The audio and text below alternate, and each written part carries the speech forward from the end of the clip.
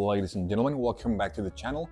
I'm Tony, and today I'm going to be doing my impressions on the Timeless Prestige by Ferio Tego in Toro size. Now for the specs, we have a wrapper from Honduras, we have a binder from Dominican Republic, and we have fillers from Dominican Republic and Nicaragua. We have 6 inches in length, and the ring gauge is 15.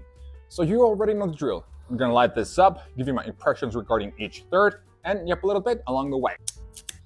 Good draw. Now, if you have seen any of my previous cigar-related videos, you already know I don't like to talk too much during the first 5 to 10 minutes because I like to give some time to the cigar to wake up. But I do have to say that I'm expecting medium to medium plus flavor and also strength. This is my first time having this blend. As a matter of fact, this is the 8th episode of this Ferio Tego marathon. But I'm gonna bore you with that in this clip. So my cigar marathon consists of purchasing every single blend of a specific brand that I choose, not in every vitola though, because it would be very complicated and very expensive. Smoke through every single one of them, enjoy them as much as I possibly can, and in the end, I will pick my favorite and purchase a box of that blend. The brand that I chose for this year's cigar marathon is obviously Ferio Tego. We're gonna start off with the Metropolitan collection, then the Timeless collection, and in the end, I will smoke the Suma, Elegancia, and also the Generoso. Actually, on my Instagram, I posted a picture to commemorate the beginning of this year's marathon. Obviously, in that picture were all the blends from Ferio Tego. The TAA exclusive are not included, nor the Metropolitan 30-year anniversary. So, with nothing left to add, back to the video. So, I'm gonna start smoking this, and I'll let you know my impressions regarding the first third.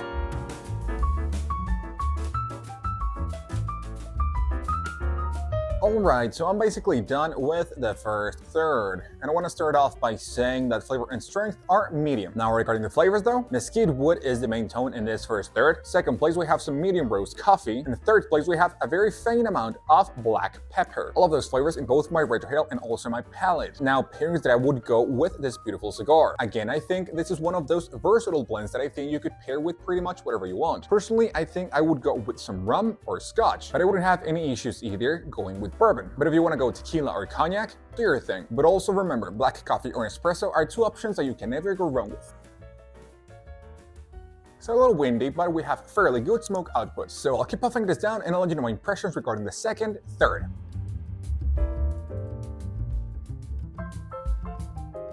Now, it may be way too early, but I'm going to proceed with a traditional secondary band removal. I'll put it close to the mic to see if it's satisfying or not. Minimum satisfaction, but still satisfying. So far you've seen this secondary band in pretty much all the episodes of this Ferio Tego marathon. This very nice shade of gold that I really dig. And notice how this secondary band is the only one so far in that says just Ferio Tego instead of exclusively for Ferio Tego. It is in every secondary band of the Metropolitan and also in every secondary band of the Timeless collection except for this one. Interesting. And now that I'm basically done with the second third, did something change? Barely. The mesquite wood still the main tone in this second third. Second place we still have the medium roast coffee. The black pepper took a step back but still in the third place, and now I'm picking up a very faint whisper of cashews. Very faint though, but I can pick it up. And that's it as far as the flavors go. Flavor and strength are medium plus now. We still have great smoke output. Now I'm gonna ash this and I'm gonna proceed with the traditional primary band removal. As always, I'll put it close to the mic to see if it's satisfying or not. Nope. No satisfaction at all. And here we have this primary band, Timeless Prestige. Very nice with this little red line. So I'll keep puffing this down and I'll let you know my impressions regarding the final third. Alright, so I'm basically done with the last third. Did something change? Barely. The mesquite wood still the main tone in this last third. The medium roast coffee is completely gone at this point, sadly. We still have a very fair amount of black pepper. And also we still have the cashews, but just as an undertone. And that's it as far as the flavors go. Flavor is full now, strength still medium plus. And we still have great smoke output. So this was not my cup of tea because this was a very woody cigar. This was driven definitely by the mesquite wood, but I liked it for what it is. Because the very few cigars that I've had driven by woody notes, this is my personal perception of course, but they tend to be a little bit too strong for me. I'm not referring to the flavors themselves because I still appreciate them, but because of the nicotine. Those type of cigars tend to get me a little easy. But this one, despite being very woody, is very balanced. So once again, I still appreciate this. So one more cigar to go for the Timeless collection. The next video after this is gonna be the Timeless Sterling. Definitely looking forward to smoke that one. As I always say, you can smoke whatever you want, whenever you want, but this would be a great after lunch or after dinner cigar. This got those rich and robust flavors that always comes great at the end of the day. And of course, this blend is something that I would not recommend to someone that is starting off smoking cigars.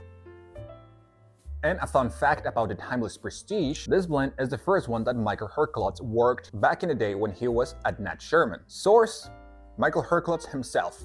The first was smoking the Avo 22 with Avo in 2002 for his birthday, and the second would be the Timeless Prestige, which was the first blend I did for Nat Sherman.